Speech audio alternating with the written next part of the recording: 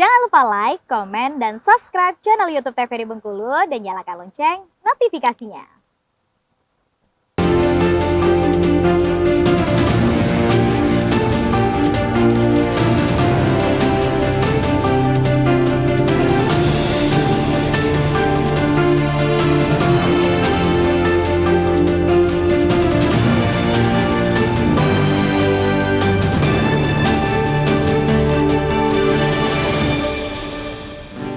Baik, selamat petang pemirsa. Assalamualaikum warahmatullahi wabarakatuh. Jumpa kembali bersama saya Kara Fahmi. Kali ini di Berndo TVRI Bengkulu untuk edisi hari ini Senin di 4 September 2023. Dan tema kita hari ini di Berndo TVRI Bengkulu pemirsa mengenai waspada kebakaran hutan. Dan di TVRI Bengkulu telah hadir untuk dua narasumber. Yang pertama ada Bapak Samsul Hidayat selaku Kabid Perencanaan Pemanfaatan Hutan dan KSDAE DLHK Provinsi Bengkulu. Kemudian juga yang kedua ada Bapak Melian Sori selaku warga. Dan kita ketahui bahwa baru-baru ini telah terjadi untuk kebakaran lahan yang ditangani langsung oleh Kapolda Bengkulu tentunya. Kita akan membahas masalah ini dengan dua narasumber kita yang telah hadir di studio TVRI Bengkulu. Kita menuju ke Pak Samsul Hidayat terlebih dahulu selaku Kabid Pemanfaatan Hutan dan KSDAE DLHK Provinsi Bengkulu. Selamat sore Bapak. Selamat sore. Apa kabarnya, sehat hari ini? Alhamdulillah sehat. Alhamdulillah sehat ya. Nah, untuk hutan di Bengkulu ini sendiri, kita tahu bahwa kita memasuki musim kemarau yang cukup panjang tentunya, dan intensitas hujan mungkin itu rendah sekali di wilayah Bengkulu dan sekitarnya. Nah, untuk di hutan Bengkulu ini sendiri rentan tidak untuk terjadinya kebakaran hutan sendiri, Pak? Menurut dari Bapak selaku Kabid Perencanaan Pemanfaatan Hutan di Bengkulu. Ya, terima kasih.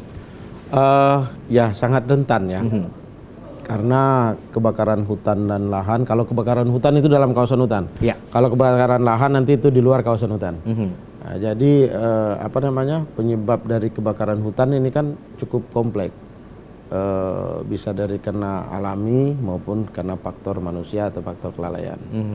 Jadi karena sekarang cuaca saat ini ya, cuaca kita ini tidak menentu.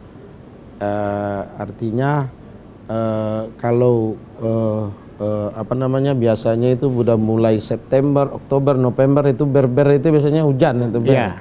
Nah, karena saat ini kalau sudah tidak menentu ini udah masuk ber pun masih kemarau. Masih panas ya Pak? Iya, masih panas.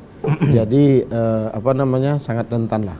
Oke, baik. Nah, tadi Bapak bilang bahwa ada beberapa faktor antara faktor alami dan juga faktor manusia. Nah, ini untuk alaminya seperti apa dan faktor manusia itu seperti apa? Bisa dijelaskan mungkin? Kalau faktor manusia itu kelalaian ya, terutama kelalaian dari manusia, dari kita, dari manusia. Bisa itu dilakukan pembakaran secara sengaja ataupun tidak dengan sengaja. Sengaja misalnya melakukan pembakaran bekas sampah misalnya, atau membuang puntung rokok sembarangan misalnya, karena ke kondisi kering, bahan yang kering itu mudah terbakar. Mudah terbakar ya. Okay. Kalau alami mungkin faktornya itu dari petir ya, bisa. Dari petir itu menimbulkan api, karena bahan api tadi yang mudah terbakar, banyak serasah yang sudah kering, disambar petir dapat menimbulkan api. Ataupun dari aktivitas manusia juga, karena banyaknya penggundulan kawasan hutan, banyaknya penebangan liar, perladangan berpindah, itu mengakibatkan serasa juga banyak, itu juga dari akibat dari faktor dari manusia tadi. Oke, baik. Kita menuju ke Pak Melian Sori selaku warga nih. Nah, tema kita mengenai waspada kebakaran hutan ya. Dan baru-baru ini telah lahan di Bengkulu terbakar nih. Nah, menurut Pak Melian Sori sendiri selaku warga ini seperti apa menanggapinya? Apakah ini termasuk kelalaian manusia atau alami yang tadi disebutkan sama Pak Samsul Hidayat, Mas? Ya, pertama kita menyampaikan terima kasih, apresiasi kepada Kapolda Bengkulu yang sudah sigap karena melihat ada kebakaran ini. Kalau lebih cenderung bukan hutan ya, tapi lahan ya. Lahan, karena di area perkotaan itu di Lingkar Barat. Kapolda bersama jajarannya melihat di sana dan langsung memadamkan. Dan tentu ini kita mengapresiasi dan sekaligus menjadi warning sebetulnya di Kota Bengkulu, karena ada beberapa lahan yang sekarang ini sudah memasuki musim kemarau, walaupun ini sudah September yang tadi yang disampaikan, Oktober, Desember, November. Nah, menjadi warning bagi seluruh instansi untuk melakukan kewaspadaan. Nah, terkait dengan lahan ini kan kalau tadi dikatakan apakah ini faktor alam atau faktor manusia, ini akan Polda Bengkulu kan, Kapolda sudah menginstruksikan jajarannya untuk melakukan pengusutan.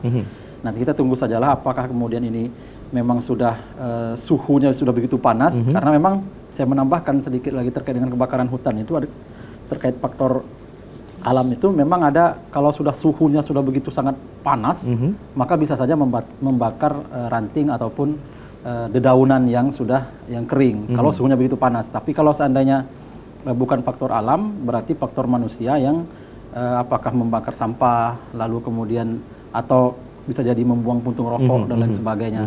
Nah, ini yang harus kita belum bisa update, kita belum bisa sampaikan update-nya karena update terakhir yang saya baca itu lagi dalam pengusutan kan. Nah, saya menambahkan sedikit saja terkait dengan kebakaran hutan ini.